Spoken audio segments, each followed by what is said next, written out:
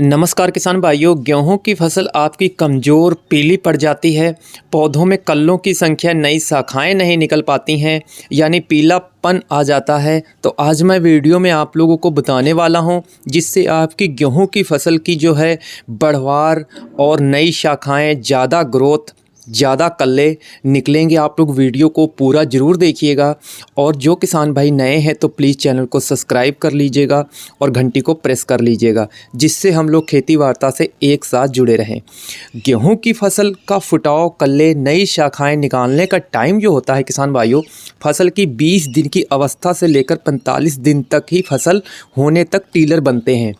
और उसके बाद में 50 से 55 दिन तक गेहूं की फसल जो है स्टेम लोगेशन स्टेज में पहुंच जाती है, जैसे कि तने ऊपर को बढ़ना शुरू हो जाते हैं।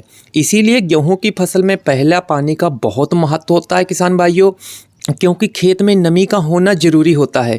जो पौधों में क्राउन रूट निकलती हैं उनको खेत में मिट्टी में नमी की डिमांड होती है, जिससे क्राउन रूट अपना विकास कर सके, तभी पौधे जो हैं अपना फुटारा, नए कल्ले निकाल सकेंगे और नए तने भी निकलेंगे ज़्यादा से ज़्यादा। पानी पहला सही टाइम पर लगे और पानी खेत में हल्का लगे और आपकी फसल का उत्पादन लगभग 60 से 70% तक ज़्यादा बढ़ जाने की संभावना होती है। इसीलिए जो क्यारियाँ बनाते हैं वो ज़्यादा बड़ी न बनाएं, छोटी बनाएं। गेहूं में जो बड़े पोषक तत्वों को हम लोग प्रयोग करते हैं, जैसे फास्फोरस, नाइट्रोजन, पोटास तत्व। अब सेकेंडरी तत्व की बात की जाए तो सल्फ़र, मैग्नीशियम, कैल्शियम तत्व। और छोटे तत्वों की बात की जाए किसान भाइयों, गेहूं की फसल में जो कमी आती है जिंक, मैग्नीज सल्फेट तत्व की। मैग्नीज सल्फेट गेहूं की फसल के लिए बहुत महत्वपूर्ण रोल अदा करता है किसान भाइयों। पत्तों में फोटोसिंथेसिस, जो पत्तों में भोजन बनना होता है, पौधों की बढ़वार होती है। मैग्नीज की कमी से शुगर कंटेंट की कमी पौधों में आ जाती है। जो फोटोसिंथेसिस प्रॉपर नहीं होता है तो ड्राई मैटर जो है प्रोडक्शन का सीधा सीधा असर पड़ जाएगा, जिससे पैदावार कम हो जाएगी। अक्सर हमारे किसान फसल की बढ़वार रुक जाती है तो खेत में कहीं कहीं पर आप देखेंगे फसल दबी दबी सी नज़र आएगी, थोड़े कुछ पौधे। तो हमारे किसान भाई खूब दबाकर यूरिया का प्रयोग करने लगते हैं, या फिर मार्केट से रंग बिरंगे डिब्बे ग्रोथ प्रमोटरों का उपयोग फसल पर करने लगते हैं, जिससे लागत खर्च बढ़ जाता है। फसल को जो चाहिए वह फिर भी नहीं मिल पाता है। मैग्नीज की कमी पौधों के ऊपरी पत्तों, झंडे पत्ते, जो बीच के पत्ते होते हैं, इनमें पहले धारियाँ सलेठी कलर की होंगी, फिर पीले कलर में, चॉकलेटी कलर में हो जाएंगी। ये निशानियाँ, जो खुराक भोजन पत्तों में इधर से उधर मूव करना होता है वो प्रॉपर नहीं होता है। इसका पक्का स्प्रे, सस्ता स्प्रे है, कमाल का रिजल्ट भी किसान भाइयों आप लोगों को मिलेगा।